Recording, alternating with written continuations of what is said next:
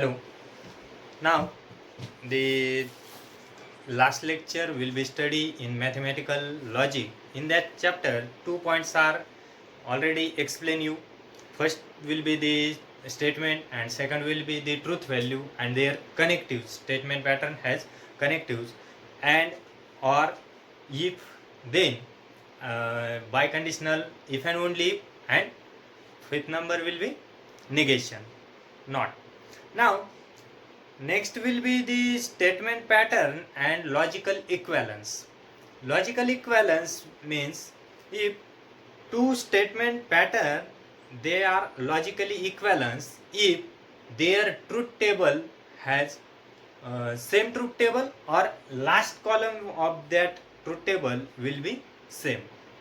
Now in that point the again 3 points will be first tautology, second will be contradiction and third will be contingency.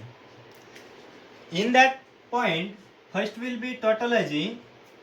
In a truth table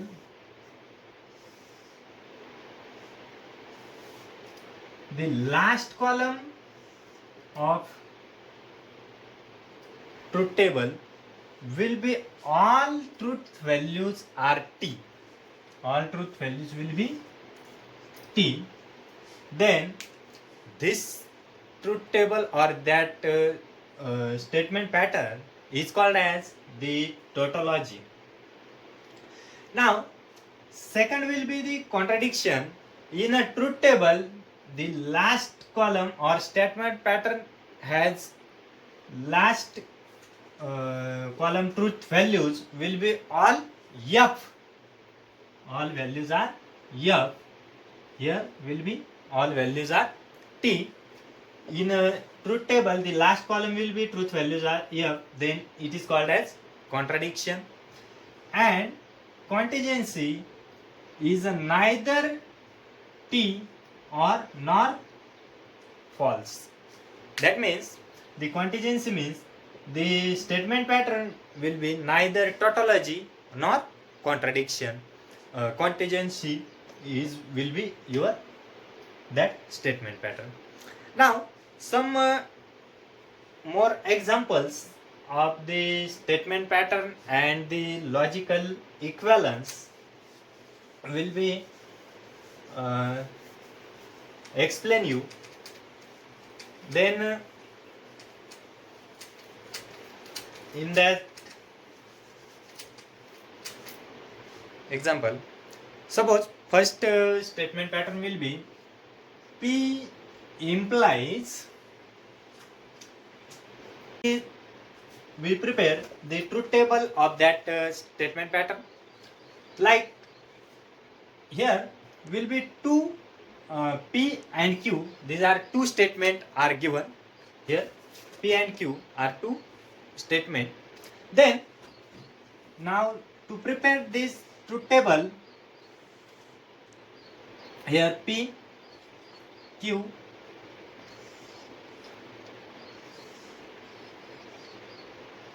आता यामध्ये बघा P implies in bracket Q implies P. नाव आता या statement pattern मध्ये तुम्ही काय करायचंय तर जो ब्रॅकेट अगोदर असेल तो पहिले काय करायचा. कधी कधी काही एक्झाम्पल मध्ये याचे निगेशन पण असतात. ज्या ठिकाणी निगेशन असेल त्या ठिकाणी काय करायचं तुम्ही पहिले तो पॅटर्न किंवा तो जो काही कॉलम आहे त्या ब्रॅकेटचा कॉलम पहिले तयार करून घ्यायचा. नंतर त्याचं काय घ्यायचं निगेशन घ्यायचंय तुम्हाला लक्षात घ्या. त्यानंतर पुढे काय दिलेलं आहे तुम्हाला P implies Q implies P म्हणजे हा टेबल आहे.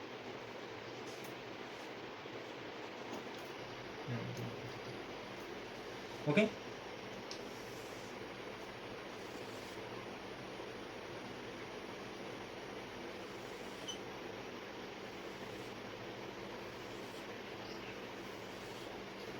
Now here two statement, then here same as that is T T F F T F F T T T F T and F. Now this is the conditional statement. Q implies P. Now in a truth table of conditional, P implies Q. If T implies F, will be F, and otherwise काय घ्यायचं आपल्याला, सगळे T घ्यायची. इम्प्लाइजच्या truth table मध्ये P implies Q ज्यावेळेस असेल तर P हे स्टेटमेंट ट्रू असेल, Q हे स्टेटमेंट फॉल्स असेल. T implies F असेल त्यावेळेस ते काय येते, त्याची व्हॅल्यू ट्रूथ व्हॅल्यू F येते. आता यामध्ये आपल्याला Q implies P दिले, याचा अर्थ काय, पहिले आपल्याला काय बघावं लागेल, Q ची ट्रूथ व्हॅल्यू. आता इथे T आहे परंतु implies P, P मध्ये इथं पण T आहे, म्हणजे इथं आपल्याला ते वापरता येणार नाही. F T आहे, आपल्याला काय पाहिजे, TF पाहिजे, कारण Q आपण पहिले दिलेला आहे त्यामुळे इथं Q घ्यावं लागणार आहे. इथं P implies Q होतं, P मध्ये बघितलं. TF साठी या ठिकाणी बघा काय येईल, याची व्हॅल्यू F येईल, अदरवाईज सर्व कसे येतील, ट्रू येतील. Okay. Now next will be P implies this bracket. Q implies P. तुमचा जो मेन ट्रूथ टेबल आहे किंवा स्टेटमेंट पॅटर्न दिले त्याचा लास्ट कॉलम आपण तयार करतोय. तर यामध्ये आता यामध्ये Q हा कॉलम बघायचा नाही आपल्याला, डायरेक्ट काय बघायचं, P आणि हा Q implies P चा जो कॉलम आहे या दोनच कॉलम वरती काय करायचे, लक्ष केंद्रित करायचे. T आहे सेकंडली, सेकंड रोल काय T आहे, इथं F आहे आणि इथे F T. TF आपल्याला कुठेही या दोन्ही कॉलम मध्ये मिळालं नाही, इकडे T आणि इकडे F. फर्स्ट कॉलम मध्ये काय पाहिजे आपल्याला T आणि सेकंड मध्ये काय पाहिजे F, तरच ते काय असेल फॉल्स. मग आता हे सगळे काय येतील, T F आहे त्यासाठी पण T आणि FT साठी पण काय T. Now here seen the last column all truth values are T. All truth values last column मध्ये सर्वची सर्व व्हॅल्यू काय मिळाले आपल्याला, तर त्या T मिळालेल्या आहे. So given statement pattern is a टोटॉलॉजी.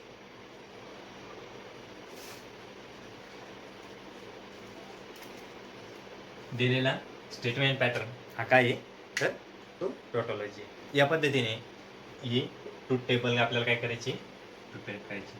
Now second example.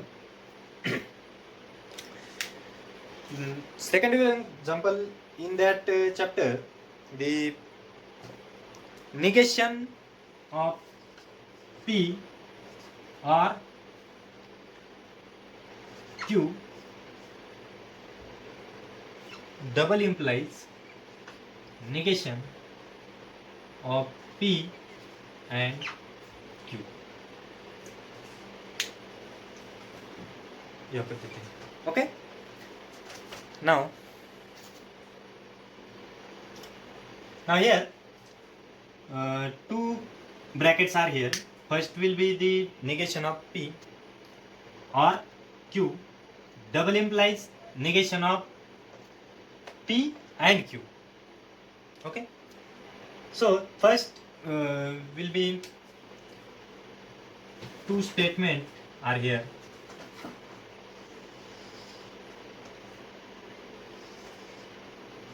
P Q again negation of P. जर समजा गरज असेल तर निगेशन Q काढा, नसेल तर नाही काढलं तरी चालेल, ॲज इट इज जे आहे त्यांनाच तुम्ही पुढे. त्यानंतर निगेशन ऑफ P और Q. आता इथे डबल इम्प्लाइज आहे, परंतु डबल इम्प्लाइज डायरेक्टली वापरण्यापेक्षा अगदी अगोदर समोरचा जो ब्रॅकेट दिलेला आहे P अँड Q चा आणि त्याची काय घ्या, निगेशन घ्या, म्हणजे P अँड Q आणि नंतर त्याचं काय घ्यायचं आपल्याला, निगेशन P अँड Q. आता काही ठिकाणी काय होतं, स्टेटमेंट पॅटर्न जर समजा फार मोठा असेल तर ही पूर्ण एका पेज मध्ये कव्हर होत नाही, समोर काही जाईल. आता सपोज तुमचं आन्सर बुकचं जे पेज तिथपर्यंतच तुमच्यावाला काय होते म्हणजे पूर्ण होतं, एंड होतं. तर अशा वेळेस काय करायचं, याला एक आणखी आपण पर्याय असं वापरू शकतो, याला नंबरिंग द्यायची. कुठेही द्या तुम्ही, या रोजच्या वरती द्या किंवा खाली द्या, शक्यतो वरती द्या.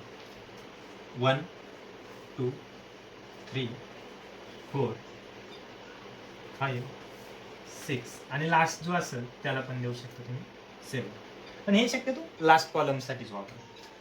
आता यामध्ये negation P or Q A म्हणजे 4th नंबरचा कॉलम आहे. डबल एम्प्लाईज बाय कंडिशनल मध्ये negation of P and Q A म्हणजे या 2 कॉलम मध्ये बाय कंडिशनल वापरलेले आहे. तर त्यासाठी तुम्ही 4th बाय कंडिशनल 6 हा वापरू शकता. 4 अँड 6 त्या पद्धतीने तुम्ही लास्टचा कॉलम तयार करू शकता. त्यानंतर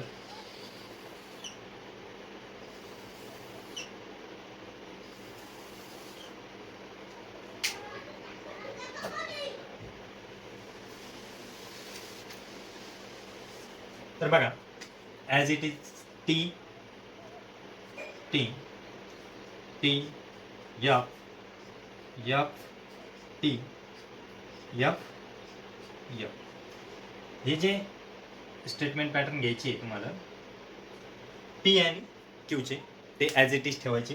काय येणार तुम्ही, पी क्यू. त्यासाठी जे कॉलम आहे तुमचे T T T F F T आणि एफ एफ या पद्धतीने. Negation of P, negation of P म्हणजे काय, फर्स्ट कॉलमचा आता तुम्हाला काय घ्यायचं, निगेशन. निगेशन घेताना आपण काय घेतो, तर ज्या ठिकाणी ट्रूथ व्हॅल्यू टी असेल तर त्याची एफ घेतो, ज्या ठिकाणी एफ असेल त्याची काय घ्यायची, टी घ्यायची. मग याचं फक्त निगेशन घ्यायचं आपल्याला. काय तर काय येईल निगेशन, एफ इथं टी आहे, हा कॉलम बघायचा टी आणि हा टी. ओके. त्यानंतर निगेशन पी ऑर क्यू म्हटले, ऑर मध्ये काय असतं, तर एफ एफ फक्त तुमचे काय असते, एफ असते आणि अदर सर्व काय येणार आहे, टी येणार आहे. ओके. तर मग एफ एफ हा फक्त तुमचा एफ आहे, अदर कुठेही आपल्याला एफ एफ दिसत नाही. मग हे काय येते, टी टी आणि टी. त्यानंतर 5th कॉलम मध्ये next P and Q. P and Q मध्ये टी टी फक्त तुमचा टी आहे, अदर सर्व कसे फॉल्स आहे. ट्रूथ टेबलच्या साहाय्याने तुम्ही याची प्रॅक्टिस करा, व्यवस्थित हे पाठ करा, का जेणेकरून तुम्हाला असे मोठ्या ट्रूथ टेबलमध्ये त्याची गरज पडेल. आता याचं निगेशन घ्यायचं आहे तुम्हाला. मग काय येईल, निगेशन ऑफ पी अँड क्यूचं T T F T T T. आणि लास्टली डबल इम्प्लाइज वापरायचे. आता डबल इम्प्लाइज साठी आपल्याला माहिती आहे, ज्या वेळेस पी डबल इम्प्लाइज क्यू आपण वापरतो त्यामध्ये टी टी आणि एफ एफ हे दोन्ही पण टी आहे, अदरवाईज काय तुमच्यामध्ये एफ. या पद्धतीने T T T F F पण टी आहे बाकीची. आता इथं टी टी आणि एफ एफ किंवा दोन्ही व्हॅल्यू सेम व्हॅल्यू पाहिजे. त्या ट्रूथ व्हॅल्यू टी असेल किंवा एफ असतील तर त्या सेम नाही आहे, त्यामुळे इथं कुठेही आपल्याला टी वापरता येणार नाही. Therefore, last column of this truth table will be, truth value will be false. So, given statement pattern is a contradiction. याला काय म्हणायचं, कॉन्ट्राडिक्शन म्हणायचं. आता जर समजा एखाद्या ट्रूथ टेबल मध्ये लास्ट कॉलम मध्ये टी आणि एफ हे मिक्स जर आले सायमल्टेनियसली, दोन्ही जरी आले तर त्याला आपण काय म्हणणार आहे, कॉन्टिजेन्सी. यातला तिसरा आपण फर्स्ट काय घेतला आपण, टॉटोलॉजी, सेकंडली कॉन्ट्राडिक्शन आणि लास्टली कॉन्टिजेन्सी. ओके.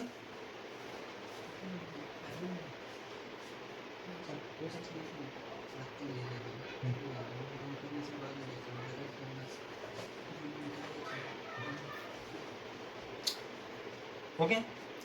या पद्धतीने संपूर्ण व्यवस्थित त्याला नोट डाऊन करा किंवा व्यवस्थित या पद्धतीने तुम्ही एक्झाम्पल त्याच्यावाले बघू शकता. आणखी one more example will be here.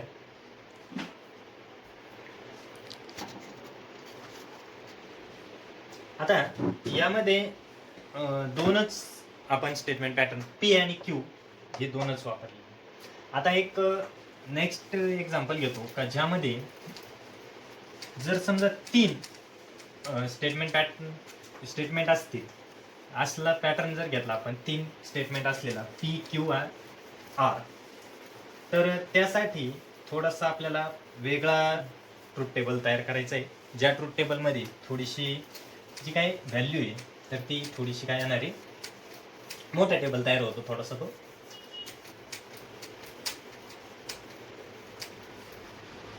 बघा एक एक्झाम्पल घेतो मी त्यासाठी. पी और क्यू स्क्वेअर ब्रॅकेट आहे और आर, पी एंड क्यू घेतो और आर घेतो अँड सेकंड मध्ये निगेशन ऑफ आर और पी एंड क्यू. ओके, या पद्धतीने आपल्याला एक्झाम्पल दिले. तर जर समजा या टाईपचं एक्झाम्पल दिलं असेल, आता यामध्ये बघा स्टेटमेंट किती आली, पी आलंय, क्यू आलंय, आर आलंय अँड निगेशन ऑफ आर और पी एंड क्यू. तर हे जर तुम्हाला स्टेटमेंट पॅटर्न तयार करायचं असेल तर त्यासाठी काय काळजी घ्यायची, P Q R.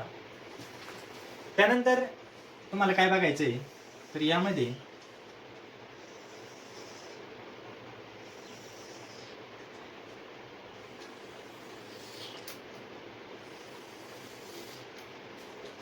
Negation of कशाचं घेतलेलं आहे, आरचं घेतलेलं आहे, निगेशन आर घ्या.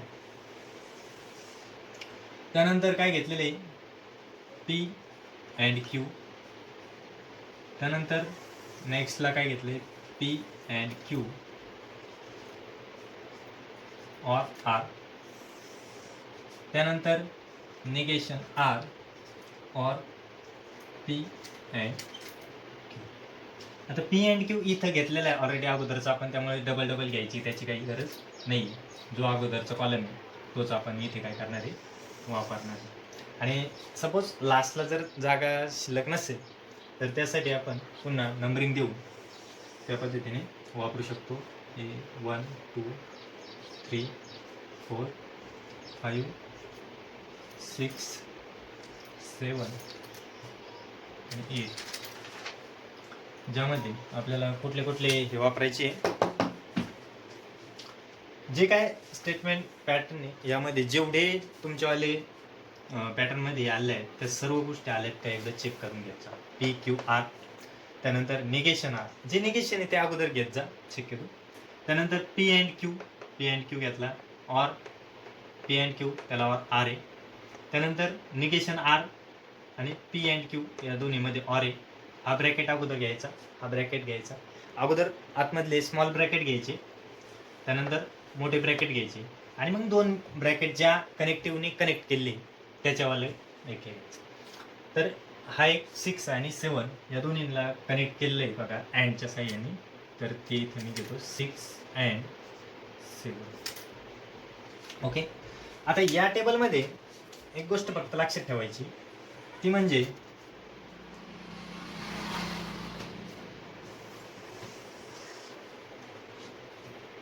तर हा टेबल थोडासा मोठा होतो. इथे 3 हे येतात, टी टी टी, या 3 स्टेटमेंटमध्ये.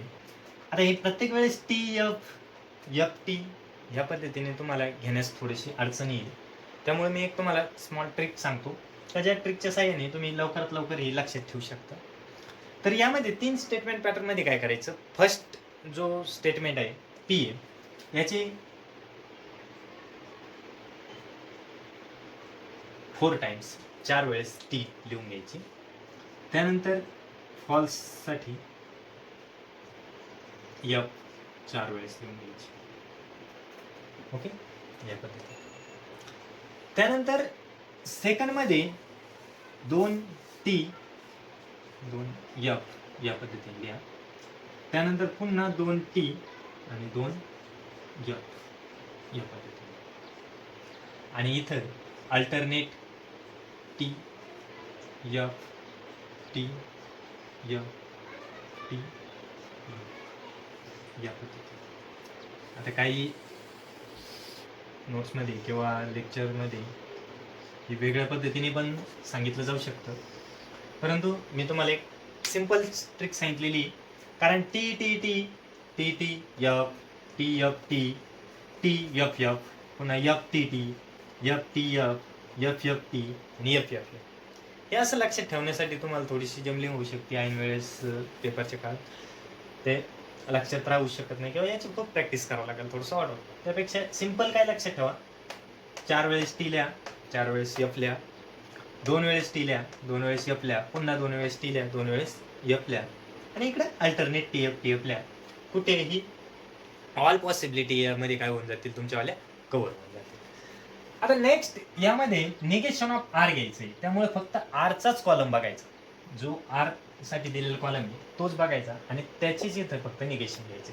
ते बघा कसं, तर टी आहे तर यफ, यफचा टी पुन्हा गेल टी यफ, यफचं पुन्हा टी यफ यफ येतं टी.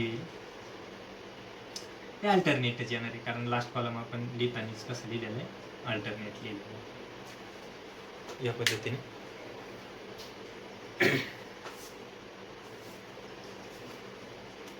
थोडंसं या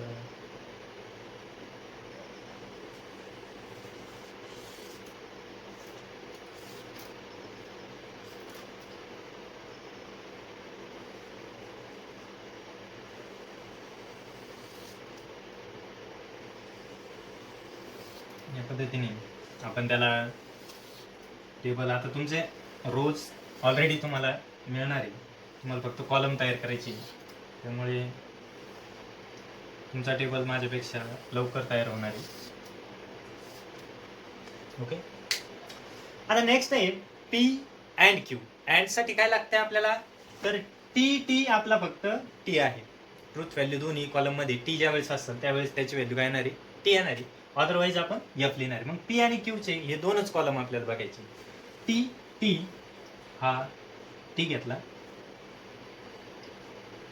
त्यानंतर इथं एक टी टी, बाकी अदर कुठंच नाही, या दोनच फक्त सुरुवातीचे, तर ते टी, बाकीचे सगळे एफ. मग ते सर्व एफ लिहून टाकायचे. त्यानंतर पी अँड क्यू या कॉलम सोबत ऑर आहे, तो आहे आरचा, हे दोन्ही. आता ऑर मध्ये आपल्याला एफ एफ एफ लागतं, म्हणजे फर्स्ट कॉलम मध्ये पण एफ पाहिजे आणि सेकंड कॉलम मध्ये पण काय पाहिजे, एफ पाहिजे. या पद्धतीने एफ पी अँड क्यू आणि ऑर कशा सोबत घ्यायचा आहे आपल्याला आर मध्ये, तर एफ एफ जो दिलेला आहे बघा इथे दोन ठिकाणी एफ आहे, हा एफ, त्यानंतर इथं एफ आलेलं आहे आणि इथं एफ एफ आलेलं आहे, म्हणजे हा एक काय एफ तयार. बाकीच्या वादर सर्व टी लिहून टाकायचे, काय हरकत नाही या पद्धती. त्यानंतर आता निगेशन आर आणि ऑर दिलेलं आहे त्याचं पी अँड क्यू सोबत. मग यात पण एफ एफ बघितली आपण, ऑर आहे इथं आपण एफ आहे, त्यानंतर इथं एफ एफ, हा एफ घेतला, इथं एक एफ एफ आपण एफ घेतला, बाकीचे अदर सर्व ठिकाणी आपल्याला काय टी द्यायचं. ओके, आता 6 and 7 म्हणजे हा जो दिलेला आहे तुमचा स्टेटमेंट पॅटर्न मध्ये P and Q or R, आणि इकडे negation R or P and Q, यांच्या दोन्हीमध्ये अँड वापरायचे. अँडसाठी आपण टी टी फक्त काय लागतो आपल्याला, टी, अदर सर्व काय असते. आता इथं बघा टी टी आहे, इथं पण टी टी हा एक टी येईल, टी एफ आहे, एफ येईल, एफ, बाकी कुठे आपल्याला टी टी दिसत नाही. आता या लास्ट कॉलममध्ये बघा काय आलेलं आहे तुमचं, सर्व ठिकाणी टी एफ याचा अर्थ काय, हे मिक्स फ्रूट व्हॅल्यू आलेलं आहे. This is not neither tautology nor contradiction, so it is called as contingency. Okay. Now आता नेक्स्ट लेक्चरमध्ये आपण काही याच्याशी रिलेटेड आणखी एक्झरसाईजमधले एक्झाम्पल पाहू. तुम्ही जास्तीत जास्त एक्झाम्पल सॉल्व करा, प्रिपेअर करा, ट्रूथ टेबल प्रिपेअर करा, आणि काही ठिकाणी जर समजा अडचणी आल्यास तर मला मेसेज करून नक्की सांगा. सर्वांनी व्हिडिओ बघा आणि याचा जास्तीत जास्त अभ्यास करा, एक्झरसाईज सॉल्व करा. Okay, thank you.